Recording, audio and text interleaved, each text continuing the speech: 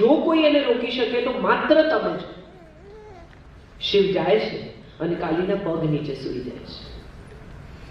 પતિના શરીર પર પગ પડે છે અને આખો ચેતાતંત્ર જાગી ઉઠે છે પતિના સ્પર્શે, અને કાલીની જીભ બહાર નીકળી જાય છે. ભૂલ થઈ ગઈ, પતિ ઉપર પગ મુકાઈ ગયો, ક્રોધ રોકાઈ ગયો.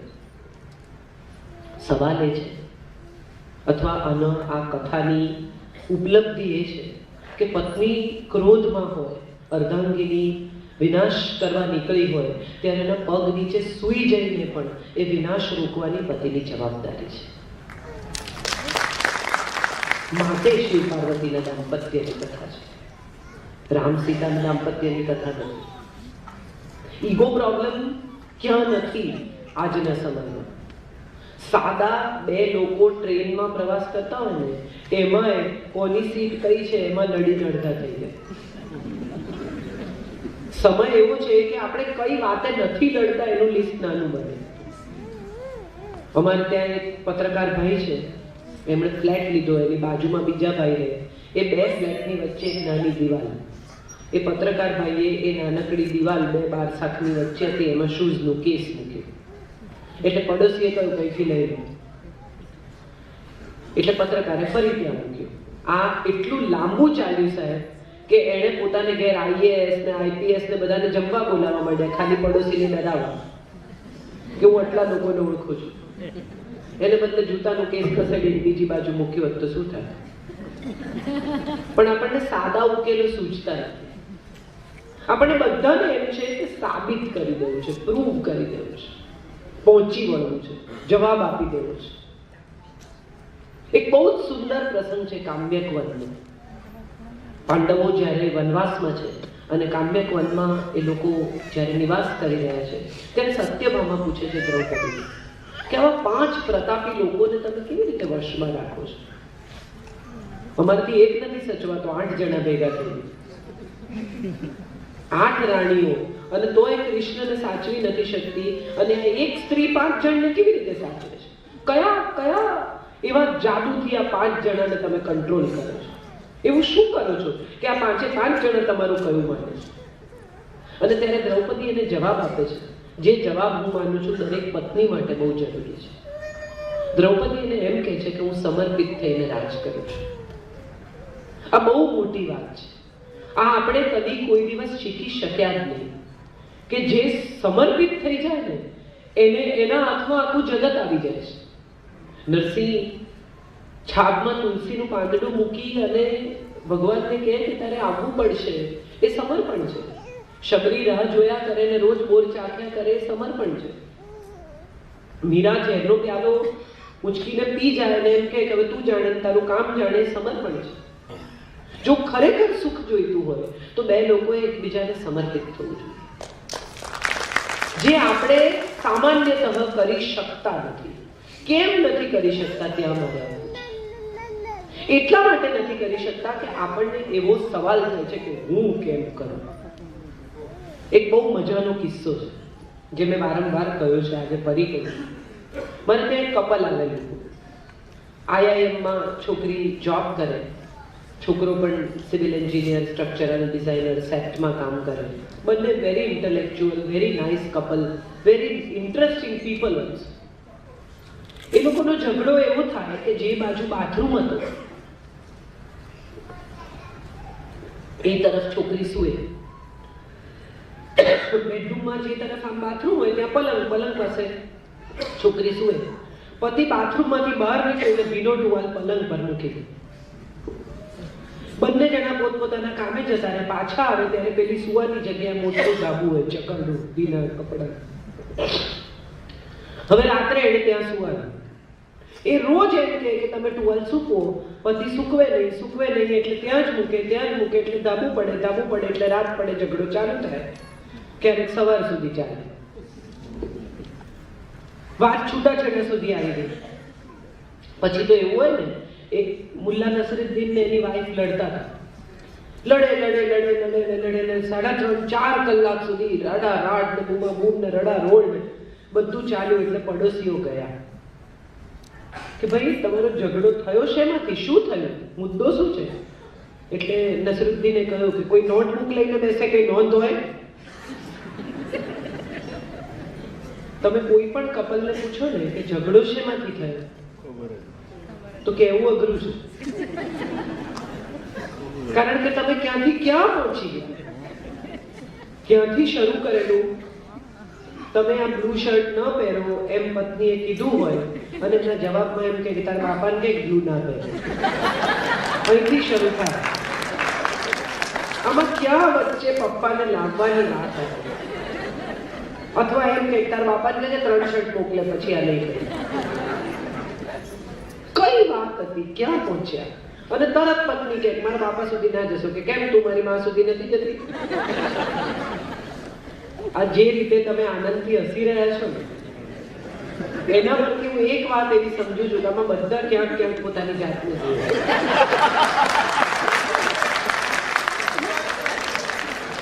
બધાને ખબર છે કે આવું આપણે પણ ક્યાંક તો યાર કર્યું જ છે. ગુસ્સે થઈને આવે ઓફિસથી અને પત્ની પૂછે કે જમવાનું કાઢ્યું, એટલે તરત છણકો કરે, હા નહીં તો શું તને હું બહાર ખાઈને આવે છું. આ વાત જ નહોતી. અથવા પતિ પૂછે કે કઈ થયું છે, બહારથી આવે પત્નીનું મોઢું ચડેલું હોય અને પૂછે કે કઈ થયું છે, એટલે તમારે તો મજા છે, તમારે આવીને પૂછવાનું કઈ થયું છે. શું થવાનું હોય, રોજ રોજ શું થાય? આપણે બધા જે કહેવાનું છે ને એ નથી કહેતા, અને જે નથી કહેવાનું ને ચૂપ કહીએ છીએ. જે ખરેખર કહેવાનું છે, લગ્નના 10 વર્ષે 15 વર્ષે એક સાંજ જેવી કાઢીને એમ કહેવાનું હોય કે દોસ્ત થેન્ક યુ યાર, બહુ સુખેથી સાથે રહ્યા, લડી ઝઘડીને પણ બહુ પ્રેમ થયો, તે ખૂબ આપ્યું. કેટલી પત્નીઓને એવી ખબર છે કે જે જ્યારે એવું વિચારે છે કે આમને તો ઓફિસમાં મજા છે અને આ તો જલસા કરે છે અને એસીમાં બેસી રહે છે અને ચાના કપ પર કપ ગટગટ આવે છે. કેટલી પત્નીઓને એવી ખબર છે કે મોટા ભાગના પતિઓ પોતાની જિંદગીના 40 વર્ષ ટિફિનમાંથી જમે છે. 40 years of their life એ લોકો ટિફિનમાંથી જમે છે. ગરમ થાળી એમના નસીબમાં રવિવાર સિવાય સામાન્યતઃ હોતી નથી. એવા કેટલા બધા પતિઓ છે કે જે ઘરમાં 6 એસી નંખાવે પણ 6 કલાક સુવાનો એમની પાસે સમય નથી. 6 કલાકે ઘરમાં ગાળી શકતા નથી, અથવા 6 દિવસ સહન ઘેર રહેતા નથી.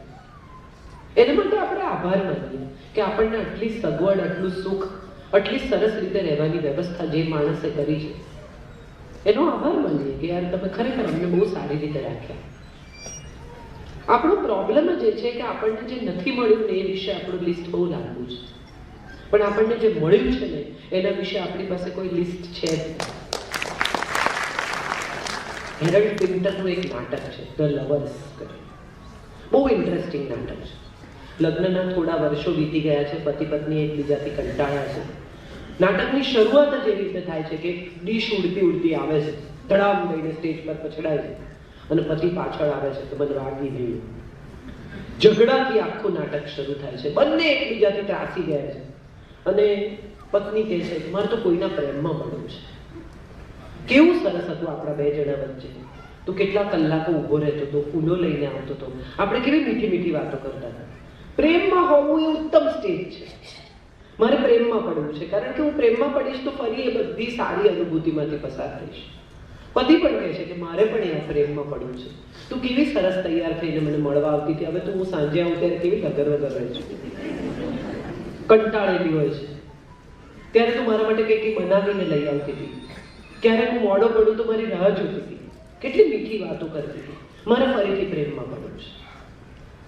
અને બંને જણા સારું એવું વિચાર્યા પછી એવું નક્કી કરે છે કે ભાઈ જાણીતા માણસના પ્રેમમાં પડવું, હવે અજાણ્યા માણસના પ્રેમમાં પડવાની આપણી પાસે ક્ષમતા નથી, રિસ્ક લેવાની તૈયારી નથી. એટલે બંને નક્કી કરે છે કે આપણે એકબીજાના પ્રેમમાં પડવું. અને પછી આખા નાટકની સૌથી ડ્રામેટિક મોમેન્ટ શરૂ થાય છે કે પતિ બહાર જાય, પાછો આવે ત્યારે છેલ બટાવું કોઈ પ્રેમીની જેમ આવે અને આવીને પત્નીની સાથે જુદી રીતે વર્તે. વળી પાછો સાંજના છેડે તે પત્ની ઘડિયાળ જોઈને કહે કે હવે મારો પતિ આવશે તો નીકળી. સાંજના છેડે તે પત્ની ઘડિયાળ જોઈને કહે કે હવે મારો પતિ આવશે તો નીકળી જાય. એટલે એ પાછો જાય અને પતિ બનીને આવે. અને પછી બે જણા ફરી જે નોર્મલ જિંદગી જીવતા હતા એ જીવે. આમ જુઓ ને તો નાટકનો વિચાર બહુ નવો છે. દાંપત્ય એટલે શું એવું કોઈ પૂછે ને તો મારી પાસે એનો એક જ વાક્યમાં જવાબ છે.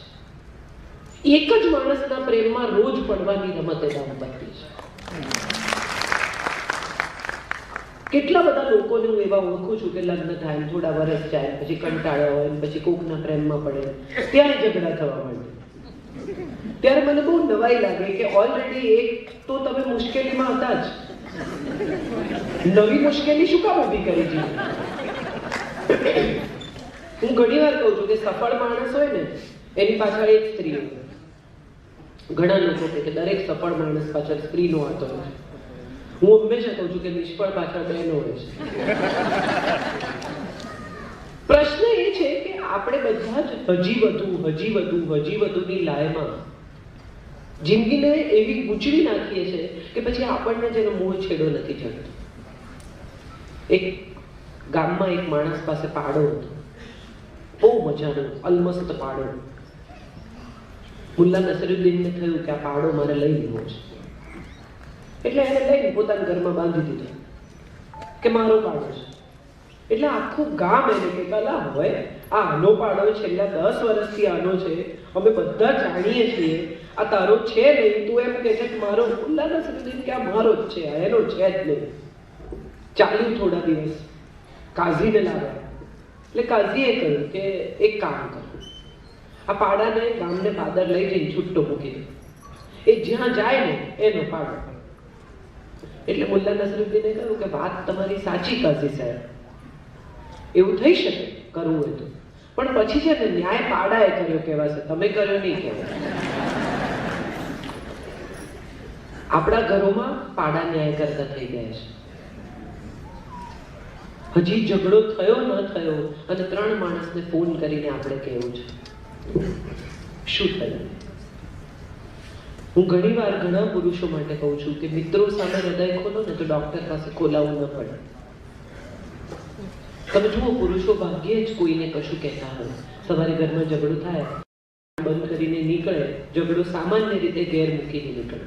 એ ઓફિસમાં કોઈને કહે નહીં કે શું થયું. ખબર પડે કે એનો મૂડ સારો નથી, એનો મિજાજ ઠેકાણે નથી, મગજ બરાબર નથી, ભૂલી જાય, કંઈક રહી જાય, કે ગુસ્સે થઈ જાય, પણ કોઈને કહે નહીં કે આજે મારે ઘેર ઝઘડો થયો. જ્યારે હજી પતિ નીકળે, સ્કૂટરને કિક મારે કે ગાડીને સેલ મારે, એ પહેલા પત્ની ફોન ઉપાડે. બેનને, બેનપણીને, મમ્મીને, ગ્રુપને, બધાને ખબર પડી જાય કે આજે અમારા ઘરમાં ઝઘડો થયો. પ્રોબ્લેમ એ છે કે આપણે જ્યારે ઝઘડાની, દુઃખની, પીડાની, સમસ્યાની વાત કરીએ છીએ, જેટલી વારે રિપીટ કરીએ છીએ એટલી વારે વાત કહેતા કહેતા આપણે ફરી એક કડવાશને ગોંધીએ છીએ. તમે જુઓ, પુરુષો પ્રમાણમાં ઓછા કડવા છે, કારણ કે કડવાશ ગૂંથતા નથી. એની એ વાત 10 લોકોને કહેવાનું એમને અનુકૂળ નથી, અને માટે કદાચ એ કડવાશ ગૂંથાતી નથી એમનો મન.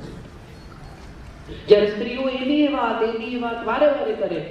કેટલીક વાર તો એવું થાય કે 5 વર્ષ પહેલા ગોવા ગયેલા અને તમને એકલી મૂકીને જતા રહેલા એ વાત એટલી બધી વાર કે શરૂ કરે ત્યારે જ ખબર પડી જાય કે હવે આખી વાત પૂરી થશે. શોભાડે એક પુસ્તક લખ્યું છે, સર્વાઇવિંગ મેન. એ પુસ્તકમાં એણે લખ્યું છે તમારા જીવનસાથી બહુ બિચારા સારા હોય, ભલા હોય, પ્રેમાળ હોય, અને બહારથી આવે ને તમારું ચડેલું મોઢું જોઈને તમને કદાચ પૂછે કે શું થયું, કંઈ થયું આજે? તો મહેરબાની કરીને 5 વર્ષ પાછા જઈ અને તમે મારી બહેનના લગ્નમાં આવ્યા ત્યારે શરૂ નહીં કરતા, કારણ કે તમે આજના મુદ્દા પર આવશો ને ત્યાં સુધી મેં સૂઈ જશે. એટલે આજનું તો બાકી જ રહી જશે, અને આ વાત વિશે તમે વાત કરી ચૂક્યા છો. સવાલ એ છે કે આ સમસ્યાઓ બધી ઘરેલું સમસ્યાઓ છે, રોજિંદી. કેટલા બધા ઘરોમાં પત્ની ફોન કરે 5:30 વાગે, શું બનાવવું? હસી શકાય, સોપો પડી ગયો, શાંત થઈ ગયા કે આ યાર 5:30 વાગે ફોન કરે, 6 વાગે શું બનાવું? એટલે પતિ છાપા ઉલટતો હોય કે બીજું કરતો હોય કે કામ કરતો હોય કે બિઝી હોય કે પાઉંભાજી બનાવે કે અત્યારે શાક લેવા કોણ છે, તો છોલે બનાવે, એ તો સવારે પલાળવા પડે, તો હાંડવો વઘાર દે, એ તો આખવું પડે. ટૂંકમાં ભાખરીનો લોટ બંધાઈ ચૂક્યો છે, શાક સમારાઈ ગયું છે, લસણ ફોલાઈ ગયું છે, ધીમે ધીમે ત્યાં સુધી લઈ આવવાના છે. ના ના ના, આપણે ખબર છે નાના હતા ત્યારે પત્તાની રમત રમતા કે તમારું પત્તું આ લાઈનમાં છે, આ લાઈનમાં છે, આ લાઈનમાં છે, ખબર પડી જ જાય કે જો આ લાઈનમાં છે ને આ લાઈનમાં છે તો આ છે. અને ત્યારે એને આપણે જાદુ કહેતા. એ જાદુ નથી, એ સાદું કેલ્ક્યુલેશન છે. વીતેલા વર્ષો સાથે પત્નીને આ કેલ્ક્યુલેશન આવડી જાય છે. એને સમજાઈ જાય છે કે જે વ્યક્તિ સાથે જીવી રહી છે એ વ્યક્તિને એને કેવી રીતે હેન્ડલ કરવાનું છે. હમણાં મને કોઈ કે બહુ સરસ મેસેજ મોકલેલો કે પતિ છે ને મોટું થઈ ગયેલું બાળક છે, એને તમારી સાસુ સાચવી શકતી નથી એટલે તમને સોંપ્યું છે. મને બહુ ગમી આ વાત, કારણ કે આ વાત સીધી વેદો જોડે કનેક્ટ થાય છે. તૈત્તરીય બ્રાહ્મણમાં એવા આશીર્વાદ છે લગ્ન પછી નવવધૂને કે તને 10 પુત્રો થાવ અને તારો પતિ તારો 11મો પુત્ર બની રહ્યો. એનો અર્થ એ છે કે દરેક સ્ત્રીમાં માં બનવાની તાકાત છે અને પતિની પણ એ માં જ લગભગ બનતી હોય છે. આ અહીંયા કેમ મૂક્યું, તમે જમ્યા કે નહીં, દવા લીધી કે નહીં, આ બધી સ્ત્રીઓ કરે જ છે. આ માં હોવાની એક બેસિક સ્ત્રીના માતૃત્વની એની કલા છે, એની આવડત છે, એનો ડીએનએ છે. અને આ ડીએનએ જે સ્ત્રી પૂરેપૂરો એક્સપ્લોઇટ કરે કે પૂરેપૂરો વાપરે ને એના ઘરમાં ભાગ્યે જ ઝઘડો થાય. કેમ એ હું તમને કહું. માં છે ને સામાન્ય રીતે બાળકને માફ કરી દે. છોકરું ગમે એટલું તોફાન કરે, at one point of time માં એમ કે કશે એકાદ ચપાટ લગાવે પણ છેલ્લે એમ જ કે છોડો આની જોડે કોણ માથાકૂટ કરે, ચલ જમી. લડી ઝઘડીને જે કહેવું હોય તે કહીને, દુઃખી થઈને, રડીને પણ એક માની જેમ જે સ્ત્રી વર્તી શકે ને કે ચાલો હવે જમી લઈએ પતિ, એ ઘરમાં ભાગ્યે જ કલહ ટકે. કલહ થશે નહીં એવું હું એટલા માટે નથી કહેતી કે તમે સાદો ફોન લો ને, મોબાઈલ ફોન. આજે જ મારી બાજુમાં બેન બેઠા હતા, મને કહેતા હતા કે આ નવો ફોન મને નથી આવડતો. મને જ નથી આવડતો નવો ફોન. તમે એક સાદો નવો ફોન લો અને તમારા જૂના ફોનમાંથી એમાં ડેટા ટ્રાન્સફર કરો તો તમને દુકાનવાળો કે આ અડતા નહીં અને થોડા કલાક ડેટા ટ્રાન્સફર થાય છે. અને વચ્ચે જો તમે એને અડ્યા તો આ હેંગ થઈ જશે. એને છંછેડતા નહીં, એનું નામ નહીં લેતા 2 કલાક. એક છોકરી જે પોતાના પરિવારમાં 24 વર્ષ, 25 વર્ષ, 22 વર્ષનો ડેટા ભેગો કરીને આવી છે, એ ટ્રાન્સફર થાય એટલી પ્રતીક્ષા તો કરો.